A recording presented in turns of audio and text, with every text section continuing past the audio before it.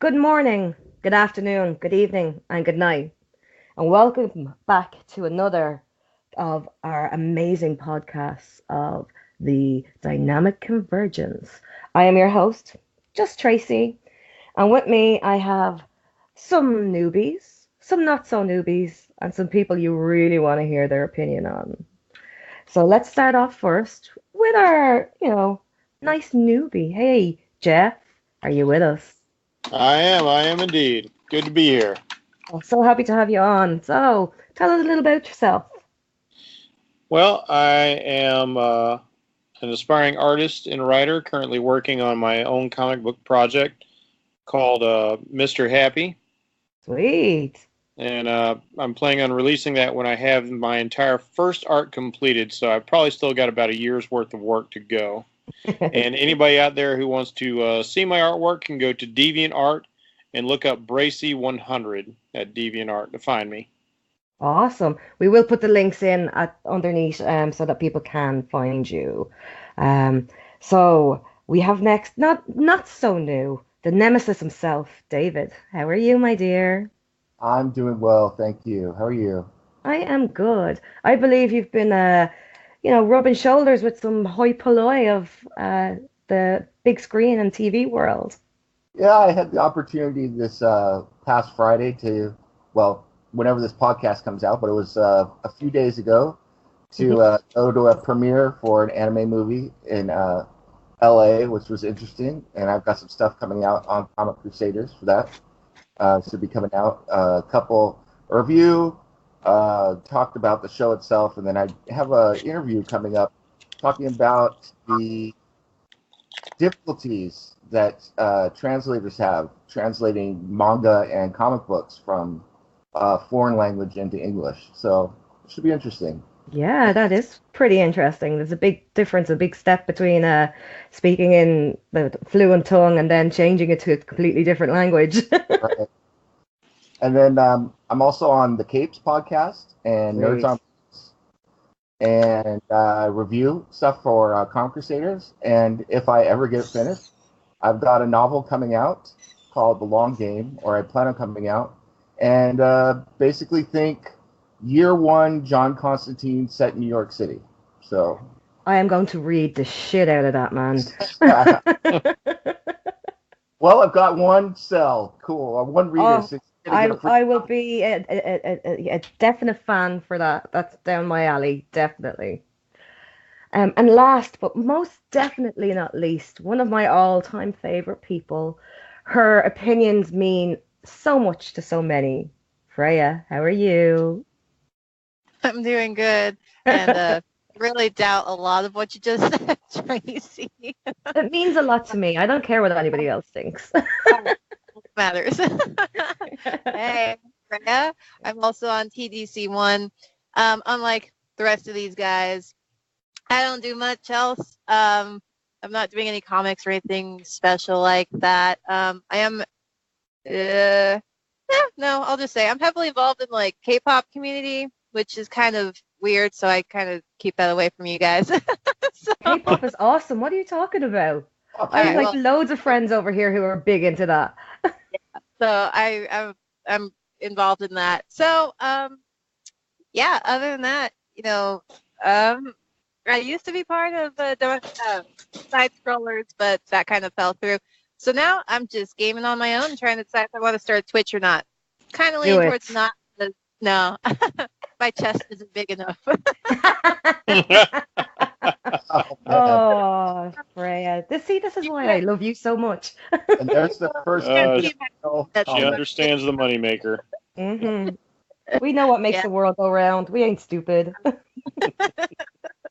So yeah, that's me. Awesome.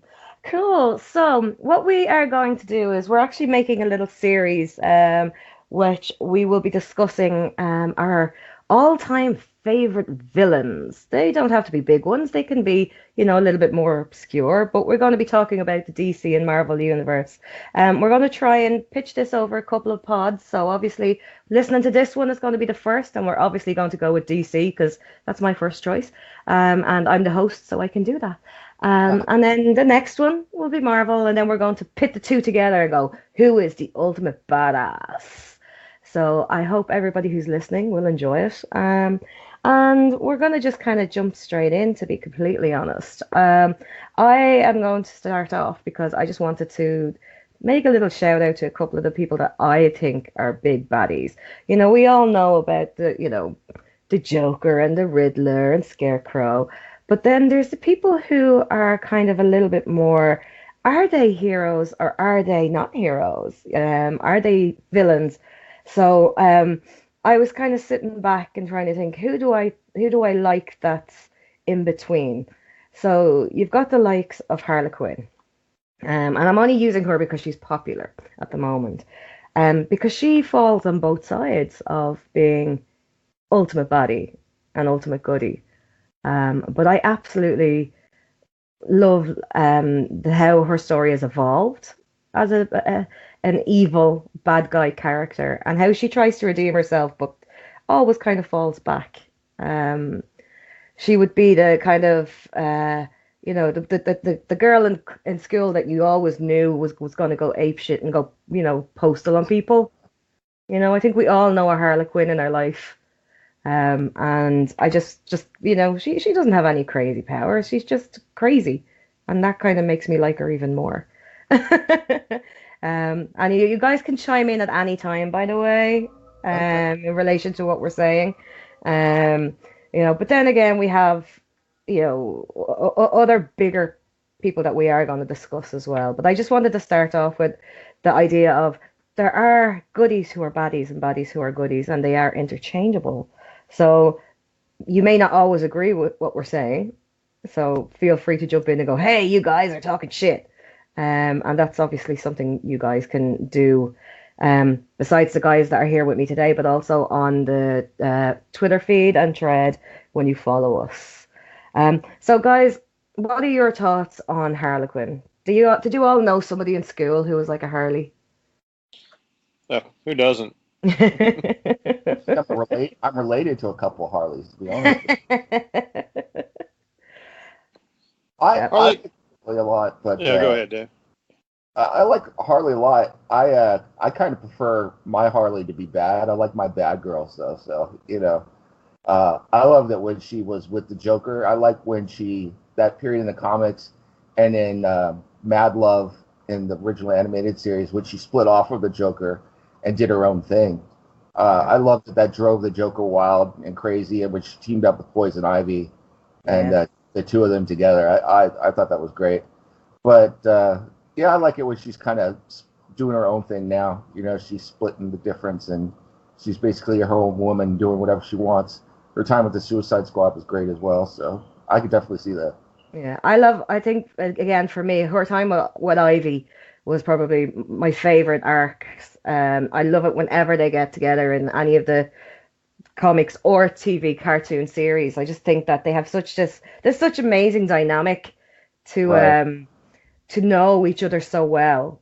One of my favorite Harley stories, I think, that was kind of talking about what you were talking about, was from the Knock Knock Jokes book. Mm-hmm.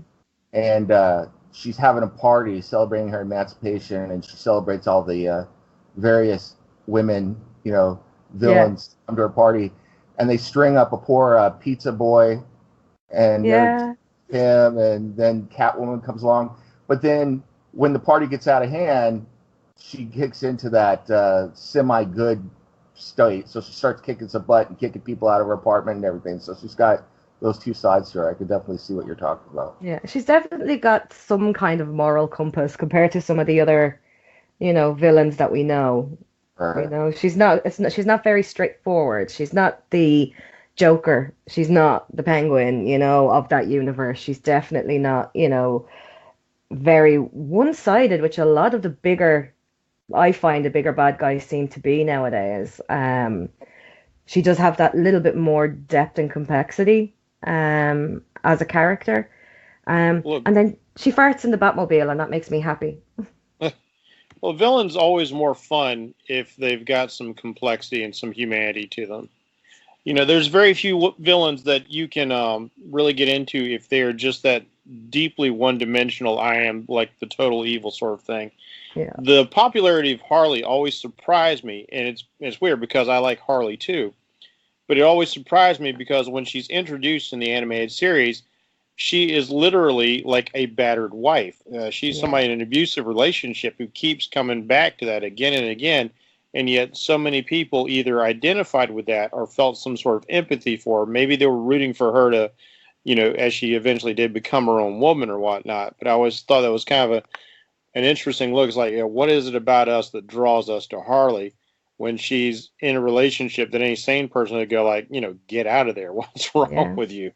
I think it was kind of just my opinion, but I think at first she was used as a way to show some sort of duality with the Joker, to show how bad he could be because of how badly he treated her. But at the same time, he really did love her, And I think I've listened to some interviews, I think they were surprised at how popular she became. And so they had to develop her further beyond just using her as a way to bring out qualities in the Joker. Yeah. Yeah. Sorry, Freya, go ahead. Oh, no, I was just going to say, Harley is one of those characters that, because they introduced her in such a way that they can get away with turning her into a good guy. Because some characters, they started off a certain way, but then they kind of, I can't really mention who, because I'll get into that later on the next podcast. But, it doesn't make sense that they become a bad guy because of just how their character development is. But with Harley, she has it works. It just works because of her relationship with the Joker and, that whole situation. She was kind of in love with love at that whole point. So that's why it works for her. Yeah, it was cool the way she got seduced into it. Yeah, I think for me it was the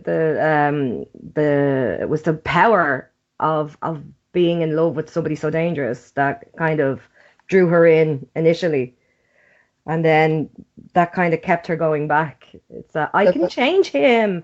I have the power to change him. Yeah, it's like it goes back to the whole psychology thing, like you're just saying, like, why are women attracted to the bad boys? Because they like the excitement, the that whiff of danger and all that, but it ultimately is like, yeah, but I can be the one to fix him. But there's some people who just aren't fixable, and the Joker's way up on that scale. I have to say that you can't fix people. The only person who can fix a person is the person themselves. So if they don't want to change, they're not going to, no matter how much you say you love them and they love you and blah, blah, blah, blah, blah, blah, blah. If they don't want to change, they're not going to, no matter what you do or how much time you spend on them. And as a psychologist, she should have understood that, but she let herself get swept up in it regardless. I think there's also... When I introduced her, she slept through college, so let's not pretend that she... Let's not pretend she's highly intelligent. She is in her own way, but not, in the book smarts. I think it depends. Depending on the iteration you're reading, there was a story piece in there, and I don't know what issue, where it says there was a treatise written about how the Joker is not actually insane, that he is just it's so incredibly manipulative. He's fooled everybody into thinking he's insane, so he doesn't have to deal with the full penalties of law, which might lead right up to execution, considering his heinous crimes. And it says this report was submitted by Harleen Quinzel. So she might be smarter than we give her credit for. Because if you even watch the animated series, when she's first interviewing the Joker, she has a certain personality, but then when she adopts the personality of Harley Quinn, she just kind of goes into this whole dumb blonde mode, and maybe that's just to appease the Joker. It could be, definitely. Yes. You there, Freya? Yeah, I'm still here. Sorry, I thought you were about to say something and you got cut off there. No, yes. Oh, I'm sorry. I was going to say, I think Harley also has that element like you see in real life where, a serial killer gets on death row and suddenly he's got marriage proposals and everything. It's this weird phenomenon that happens. So. Mm-hmm. Yeah, I think she's a very complex villain. with a very interesting and undeniably uh, unusual past, I think, because there are different stories of how she became who she was and where she came from. So I think that's the thing that it depends on what way you look at her Yeah. about how she was brought up in relation to how she was manipulated. And maybe that's the appeal of the fact that, unlike say a Doctor Doom who wants to control. I know we're talking DC villains, just for Mhm. an example. Let's say like a dark side, he wants to rule the whole universe because he feels like, well, I'm the most powerful god, or Yeah, Lex Luthor, I'm the smartest guy, I should be in charge. Uh, Harley's motivations and her origins, even in each iteration of her, I guess they're just relatable. yeah, definitely. And I think that's why she has such mass appeal, is that because people can relate in that sense, like, because people can understand, you know, the line between good and bad is very thin, and stepping over it is very easy. And, we see these big bad guys on TV, in comics, in movies, and it's so obvious they're bad because, they're wanting to, start wars and blow up shit, where the more subtle creativity of becoming evil or bad sometimes gets slipped under the radar. And I think they are the ones who make the most dangerous villains. And that's why I think Harley is one of my top 5 dangerous villains. Mm. Okay, somebody else throw in a name and tell me all about why you think they're a All right. big bad Now, bastard. my personal favorite DC villain actually also happens to be, and I guess if nobody else has coined this phrase before, an anti-villain. I know we've got anti-heroes, and Mhm. Harleen has become an example of an anti-villain. Mine's also an anti-villain. It's Black Adam. Oh yeah. Yeah. Black Adam is the guy who, like, even when he was just a pure villain, I couldn't help but kind of like, because he started out as a hero. He was chosen of Shazam, and then depending on which origin you're on, he ends up being corrupted, and or in one case, a great tragedy causes him to become a villain. Mhm. And now we see him in modern times, like, yeah, he's a villain, but sometimes he's doing the right thing, and other times he's just doing what he thinks is the right thing, and I don't care what anybody else thinks about it. And that is the most dangerous sort of villain to me, a guy who thinks he's doing the right thing, no matter what else, no matter what the rest of the world thinks. He's convicted in himself. Yep. Yeah, I agree. It's kind of like certain iterations or certain storylines with Lex Luthor. Even though he's evil, or doing things that you would consider evil, he's convinced he's doing them for the right reasons. He's Yeah, the greater convinced, good. right? And so, like, with Black Adam, with ruling conduct, a lot of times he thinks he's doing things that are best for the people of his country. And you kind of, when you put it from his perspective, you're like, well, he's got a point. So. I would think so too. And it's good that we're crossing over Lex Luthor. I think with the same character, because I think they do have a lot of similarities in the fact that sometimes they are being manipulated by others and not realizing, and then sometimes they're manipulating others without them realizing.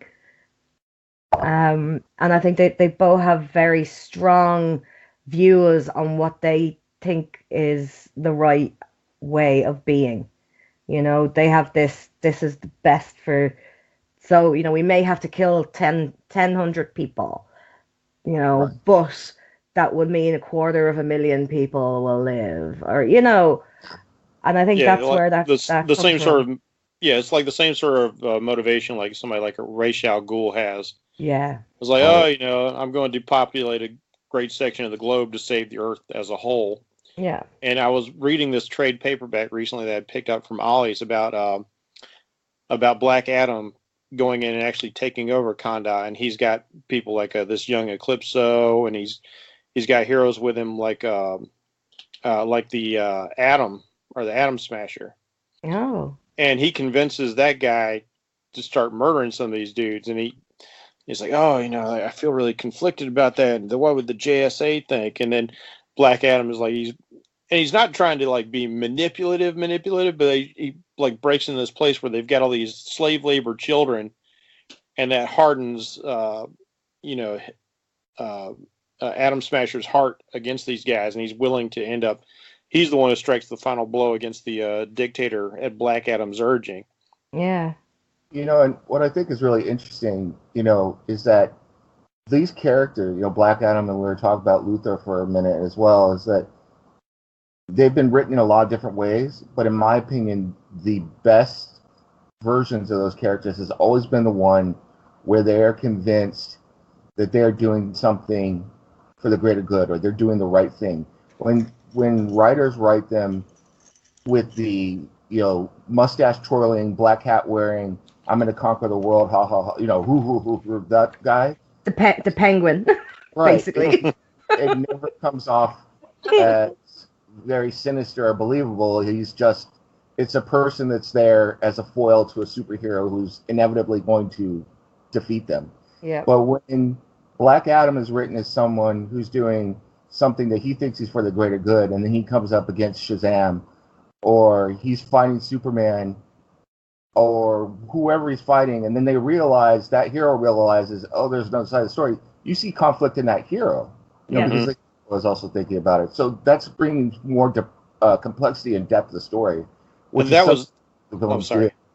Oh, go ahead. And that was the great thing of that particular trade I was reading, is the fact that he was winning Black Adam over, or not Black Adam, he was winning Atom Smasher over by presenting his worldview, showing him, was like, this is what the JSA and the JLA aren't willing to fight. They're not willing to go the extra mile. Like these guys, why are these guys still existing and running this country and murdering its citizens and torturing its people? And he's winning him over politically, in a sense. And it's like, oh wow, I thought that was pretty powerful, because he had both kind of like anti-villain kind of characters on his team, but he also had some heroes who had been on hero teams, and he had managed to win them over to his side, his way of thinking. Well, definitely, yeah. To be honest, I go over to his side too. Like, yeah. there's some people that I don't like. From what they have done to others, I don't consider them human beings, because what human being could do such horrendous things to others, and especially children, And so if I was a hero, I would probably have joined him, just saying. What it takes to do that right. sort of thing, what it takes in your view of people or the world to do that sort of thing, is you have to be able to dehumanize others. Because if you can render them as non-human to yourself, then you can do anything to them. Yeah. Yeah. Like I said, some people, I just like certain things. You really, there is a point with me, and there's very few people who pass that point, that I don't even consider them human anymore. I consider them monsters, because it usually involves children. Let's just leave it at that. And so that's it's kind of the expendable losses things, though. I mean, I definitely, I would agree with you. I have a point where I draw a line as well, but at the same time, if you allow me to share a personal story, one of the hardest things for me when I was training to be an Army officer is they do this exercise where we have to learn, if we're out of testing kits for chemical warfare, we're out in a environment where it could be chemical environment. I was a soldier. I know where you're going. Yeah, we have to pick the most expendable person, usually the lowest ranking person in our unit, and order them to take off their mask, and then observe them to see if it's still dangerous or not. So I mean, that's something that's I really grapple with that. But at the same time, you realize you're doing it to potentially save the lives of the rest of your unit. And it's like, thank God I never had to do anything like that. But so I kind of understand that point of view, but it's a horrible thing to even contemplate, if that makes any sense. Yeah, I think when we read this in comic books or see it on TV shows, and we don't realize that people are taking from human experience, from the real thing, Like I was just, you're looking at Watchmen stuff, like Ozymandias. You know what I mean? And like, you think about how what, like, again, that was the same thing. Who do I sacrifice? Right. You And know? where's the line? It's like, is it one person for the greater good? Is it 10 people? Is it 100 people? Depending on who you're talking to and who the hero is, they have different lines. There are quite a few people I know who would say it's never right to sacrifice any life for the greater good, or to make those kinds of calls for the greater good. There's other people who seem to be complete monsters, in my opinion, who are willing to sacrifice billions for the greater good. There's examples throughout history I could go through where people have done things for the greater good, which are just, or they thought was the greater good, which is just absolutely horrific. Yeah. And it is. I think, again, as we said, humanity is a fragile thing, and we take from humanity and we draw into this fantasy world. And then sometimes we see certain things when it comes to these bad guys as well, that just touch a little bit too close to home. And we think, wow, it really makes that story, that arc, that bad guy resonate with us and stick and stay. And that's why they become so synonymous in our brains. And isn't that a good thing? Because it also makes us examine ourselves a little bit. I mean, if you find yourself reading Black Adam and you're thinking you kind of sympathize with his point of view, doesn't it make you reevaluate who you are and what exactly your thinking is and your philosophy and stuff? And I know that's kind of getting very elevated, but I think comics can do that for you as well. I agree 110%. Oh, they sure can. Yeah, and that's why we do it, and that's why we do like podcasts like this. You know what I mean? Like TDC1, like the Definitive Crusade that we do. We read every week and we review, and we give our opinions. But this Dynamic Convergence is about our opinions on the things that we know and the things that we talk about as comic fans. And I think it's really important that when we record this and people are listening to us, that they know we're having a genuine conversation about something we love. But it is important because comics do touch off real life scenarios. They do impact our lives. They do make you think about how you are and how you act and how you want to be. And they change people's lives. I know myself personally, growing up, having my comics was this thing. And I'm big into the anti-hero, as most people who know the podcasting, me as a podcaster know, Spawn, John Constantine, they are my jam. But they're not always good. Right. Like John, he's a complicated man. John's not always doing the right thing? What? He's not always not. No, he is not. But he's, he's one sexy mofo, and I just love him.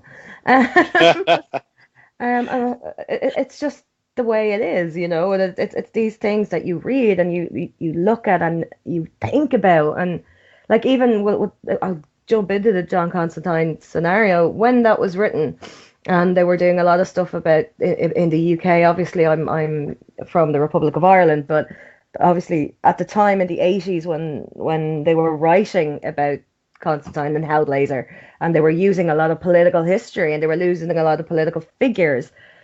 People who were reading that comic book understood what was going on because they had lived it. Right. They understood why he wanted to go crazy and run away and, get rid of whatever, drink as much as he could so he wouldn't have to remember. There was a commentary in there about society and priorities. Yeah. And that's the thing about him. He's not always, and in the newer, the newer Justice League Darks, and then in the TV shows and in whatever, you can see he's not always good, and sometimes he is bad. And I think that's a piece of all of us. It's just depending on how far on the pendulum we swing. Very true. So who else would we throw out there? Freya, who would be your big bad guys? So you kind of we were still talking about it because I was going to actually throw out Superman with the Injustice series. No. Oh yeah. That's great. Who I was going to throw out, but we already kind of talked about the reasons why. Well, you know what? That was not a name I thought we were going to say. Yeah. Oh, but He what a was great the one- example.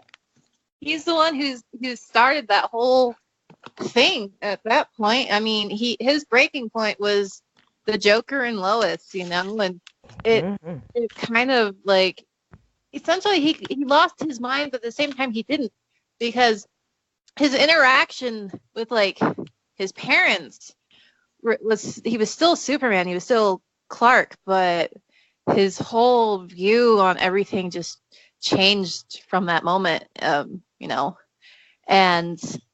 it really kind of it goes to show it goes to show that people do have their breaking points, like even if you look up to them, like even let's just say like celebrities or your idols or whatever, they're human, they have their breaking points, they're not God. Yeah. It's the one bad day from Killing Joke. So You know Yeah. what? There's Yeah. no that's a very true statement, That is one bad day away. yeah. It's like that movie, that Kurt Douglas movie, Falling down. Falling Down. You know Oh what I yeah. mean? He went postal on people, and that's something we see a lot in our bad guys. That it's that one thing that triggered I the experience to become who That's they such are. that whole thing is such an excellent point that she brings up. That everybody's got a breaking point. Like we can get so shocked when our celebrities have this aberrant behavior because we put them up on a pedestal. Imagine how much more of a pedestal there would be if superheroes were real in the world. And the Hmm. one we looked up to the most came crashing down and just took over the world. I think I'd have a question for Freya though. I'm curious because I'm rereading Injustice right now. I started reading again last night, and Yeah.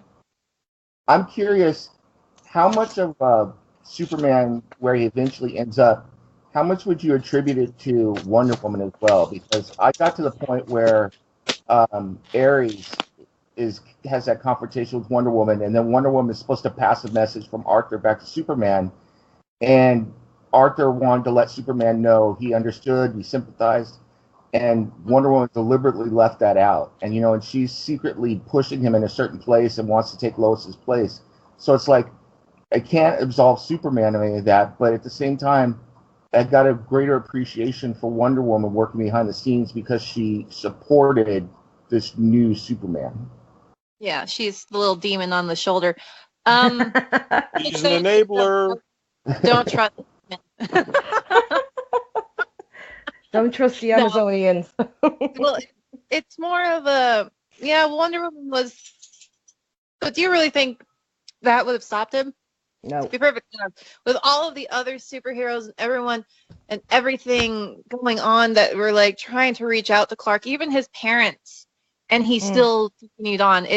I think even if Wonder Woman had passed on the message, nothing really would have changed. I think he would have continued on with what he was doing. It just might have taken him a little bit longer, or he would have maybe taken a little different path, but he would have gotten where he was going anyway. So Yeah, because like she's validating his choices and maybe even egging him on more. Mm-hmm. And Yeah, so like any of that conflict of conscience he might have is definitely assuaged by her going like, no, it's all cool. You're doing the right thing. He had all of his other friends telling him the opposite. So it's just you can always find validation in what you're doing if you look for it. Exactly. But it's not really all of his friends. I mean, there's several members of the League who towed the line. Batman was the hardliner against him. right. Yeah. So and he's really close with Bruce. So it kind of goes, it like he went with Wonder Woman because she was the person who was validating what he wanted to do. And people do that. If you want to make a decision, you search out those people are going to validate your decision so you can feel better about yourself. And then you go, oh, well, those people are being stupid because these people say that I'm perfectly all right. And that's what we do. We've always done that as kids, when our parents ground us or something, we go to our friends, be like, my parents are being so dumb, and they go, yeah, how stupid. It's just it's what people do. And like I said, you always find people to validate your reasons. And if it wasn't Wonder Woman, he would have gone to one of the other superheroes, that were towing the line with him, and they would have been like, yeah. And it's fascinating because basically, he's had the Batman experience, and Batman's easy as, oh, you've always been crazy ever since your parents got murdered. You're obsessed. And then Batman could fire back. It's like, well, you just took the road that line that I was never willing to cross, and you went all the way over it. So who's going to be the crazier out of the two of us? I also don't think it hurt his path that the two Justice League members who were most strident against him were the two who can act most like self-righteous dicks when they want to. So Green Arrow. I think it made it easier. Some are self-righteous dicks, though. Let's be honest. And the reason those two get away with being like that is because they're human. Yeah. I mean, they're just guys with gadgets. Everybody else, the majority of the people around them have all these superpowers. So they can get up on their high horse because, like, well, look at you guys. If you decide you want to take over the world, you just take over the world. What can we really do? Mm-hmm. So you gotta they've got to kind of stand up on that moral pedestal and look down on them and judge them. Right. Let's be real. Bruce is on the world. Just not the way we think of. I like that. Let's just be real. I've two that we haven't mentioned. Two kind of intergalactic crazies. Doomsday and Darkseid, or Darkseid. Guys' thoughts. Doomsday. Okay. He was. Go ahead. Oh, okay. It's like, I know they keep doing this thing where every now and again Doomsday gets smart, but most of the time they just keep him as this destructive force, and which just makes Doomsday a MacGuffin. He's just a story point in most times. A MacGuffin. So, yeah, he's not. He's a plot device. In most cases, he's not a very good character. No. You need something horrible. He's a force of nature. Mm-hmm. We've got a hurricane coming into town. We got to batten up the hatches and do something about it. Plus, the every dark time side now they make him immune to what beat him before. It's just snoring. If people think Superman's OP, Superman's got Doomsday is really there. He's just not smart enough to articulate it. Yeah. Darkseid is far more interesting by far, and especially when you get into the whole idea, he even though DC has a god and a Satan in their cosmology, it's kind of interesting because Darkseid was really made to kind of represent Satan and High Father is God, that sort of thing, and the fact that his ultimate goal to power, when he's really got enough power and resources that he probably could conquer the universe just outright if he wanted to, but no, he wants to steal our free will with the anti-life equation. Right. And that's just insidious right there. There's no chance of opposition once he gets a hold of that. I also think that I think there's some complexity there as well. I mean, there's a little bit of what we were talking about with Black Adam, but we're talking to the 100th power of that, and that he rules Apocalypse. And sometimes you see this every now and then in the comics where, or even in the animated series when Apocalypse was being threatened by Brainiac.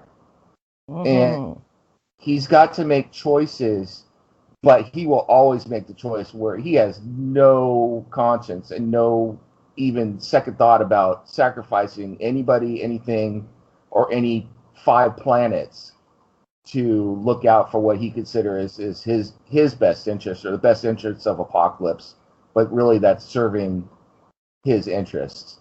But he does that.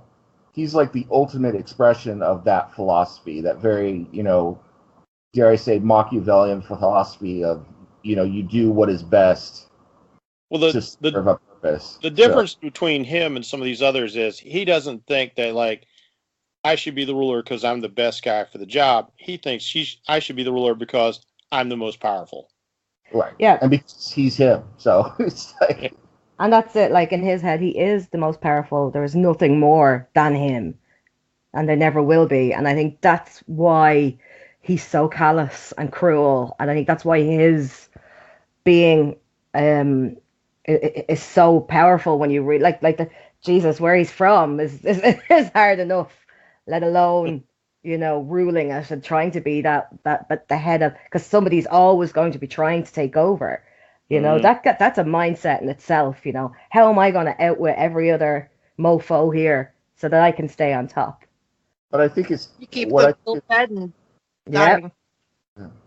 I think what was interesting. I can't remember now off the top of my head. I'm pretty sure it was I can't remember the name of the books. There's 3 books that Alex Ross did the art, but at one point they go to Apocalypse, and Orion is taking over the leadership of Apocalypse. Okay, And, this is still in Kingdom Come. Yeah, okay. That happened in Kingdom Come. But Orion has taken a lot of the personality traits, and even though he's nowhere near as far gone as side is, you could see it because he's ruling this horrible place. And when I was reading, I'm sitting there reading, and I'm wondering to myself, give him a few hundred years, and see where Orion is. So it's like, I don't feel sympathy for Darkseid, but I sometimes think that I understand him, which is probably pretty darn dangerous. So Alex Ross even did a really neat thing when you first see Apocalypse, because Superman's there visiting, and you think it's Darkseid. Right. Yeah. I remember that. Yeah. And that's the difference, isn't it? It's the viewpoint. Mm-hmm. Wow. Okay. Before we finish up on the DC side of things, I want you guys to throw out the one bad guy that you think doesn't get enough praise for being a bad guy. Well, I've got someone to put in real quick, if I could. Go for it. We've touched a lot on certain types of villains, but some of the villains for me that scare me the most, and when I think about them in the comics and in real life, and to me are some of the most insidious, are the ones that work on the mind. Mm-hmm. And I know we've done a lot of Batman already, but I'm also a Batman fan, and there's 3 that come to mind in order, and then I'm going to end with the top, the one that's the most insidious for me. The first is the Scarecrow, and the Scarecrow is very archetypical, but that dwelling on fear and everything is really powerful for me. The second one has a lot to do with mental illness, and that's the ventriloquist with Scarface. Mm-hmm. Love that. Love the idea, just the idea that you're split and you're so broken, and you've got these 2 personalities. It's just really crazy and scary. But the guy who creeps me out, and it really ties into what you're talking about, I don't think he gets much love.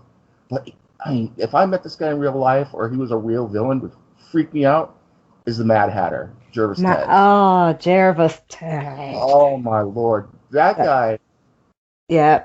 His whole fight, he's insane, but his ability to take you and control your mind and force people to do things, and what he's after is just so insidious and so sinister, and I think it makes him truly frightening. And he's frightening not only in the comic books, but even in the animated series. I remember one episode of the Batman the Animated Series where Tetch has Batman under his control and sent him to a fantasy world, and it took all of Batman's willpower to break out of that because he realized it was a dream. It wasn't real, yeah. And it's just, I think that's wonderful. Creating a villain like that and everything it did, it was just really frightening, really scary.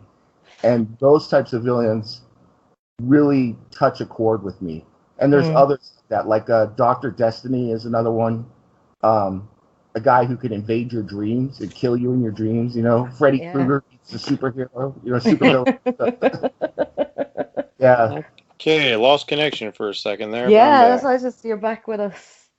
Yeah, I don't know if you heard what I said. I was talking about how, like in Kingdom Come, addressing David's point, that like when Superman goes to Apocalypse to see Orion has taken on. You don't realize at first he's talking to Orion because he's in shadow. He steps out, and there he is. He's gained a lot of Apocalypse's or Darkseid's bulk, and he's standing in a classic pose where he's got his hands clasped behind his back. So Just like Dave said, give him a few centuries. We'll see where he ends up. What we were saying is about any of the lesser spoken about bad guys. You know. Am I out again? We can hear you. Yep. I can hear you. Okay. And it's like you guys cut out. We can see you too. Yeah. Hey. Hola. My trademark Mr. Happy Hat. Go on there, Freya. What's your jump in there? Okay. So because I love Batman so much, I'm just gonna throw out The Wrath, and I think they made Scorn as well. But I love The Wrath. I like the original one where the anti-Batman. Anti-Batman. So where James Gordon actually accidentally murdered his parents, and so he has been punishing cops. I absolutely love that because it's an interesting take on the what if, for Batman in an alternate reality type of a thing. And he's pretty much he is Batman, but he's evil Batman, and I love it. And he even has a little evil Robin now. He didn't adopt him, he kidnapped him. So I think he's underrated because no one's ever really heard of him, for what I can tell. He's never used in anything. I didn't even see mention of him in any of the Batman games and the Arkham games. I've never saw any mention of him. Maybe I just missed that, but they even talked about the freaking Condiment King, and they have never talked about this man. Talk about lack of respect. No, right? They even I'm with you. The Wraith or the Rat. He deserves his own Batman animated feature film. Him and Batman running afoul of each other. That'd be great. Hey, I've had hot sauce in the eye before, so Condiment King's no joke. So. You know what? You're not wrong.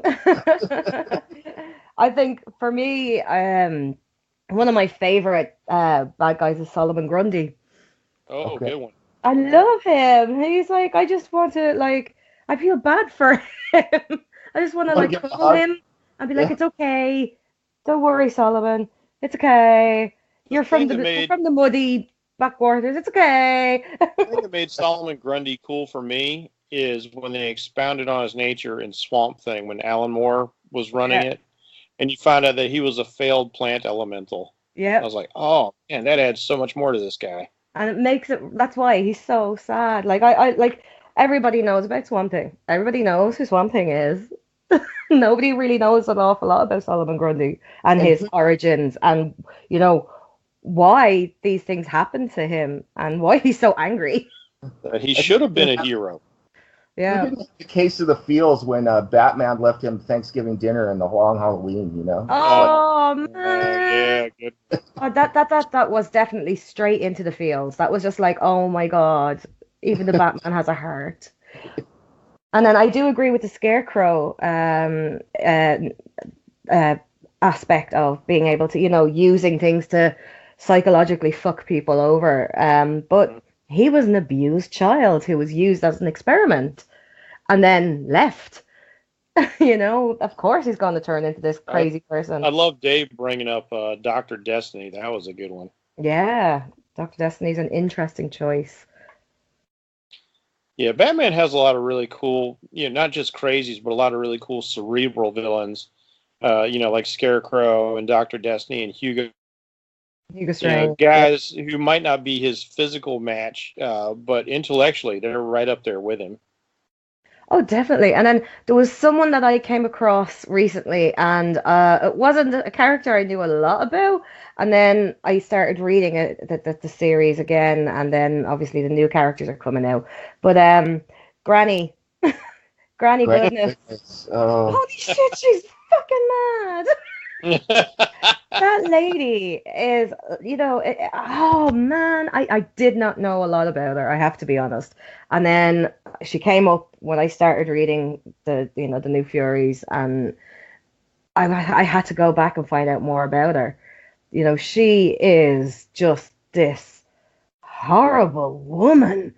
And she kind of reminds me a bit of a really bad, the Disney, what's her name from The Little Mermaids, Oh, the Ursula. Ursula. That's what she reminds me of. Oh, there's bad Well, memories. I had an I'm ex-girlfriend. glad something good came out of that comic book series because I can't stand it. I think the new Female Furies is so bad because, like, the story they're telling, because I also do reviews for the Comic Crusaders, and the stories they're telling just don't fit in the context of Apocalypse. We That's had this. not a workable story in that. If you milieu. listen to the last TDC episode, this is exactly the conversation we had. I feel that Wow. yes, it is an important story to be told, but people are, Just and I the do wrong agree, setting. it's just not the best setting for it to be. But then my argument on that is maybe it is the best setting because people expect that shit to happen. So why should it be acceptable? Whereas if Barbara Gordon went through what happened to, there'd be uproar. But anyway, that was in the podcast we've already had. We're not going to go back on that. Freya will just like be screaming at me going, no, Tracy, we've spoken about this. Yeah, but Granny Goodness is great, like, because she's almost that classic, like the evil stepmom of Yeah, Apocalypse. most So definitely. she's got that whole fairy tale aspect to her, like, here's the evil woman like that you didn't want raising you. Oh, definitely. She's just horrible. I just think she's great. I really love that she's this horrible woman that's just so powerful through her own manipulation of others. And we've all encountered that.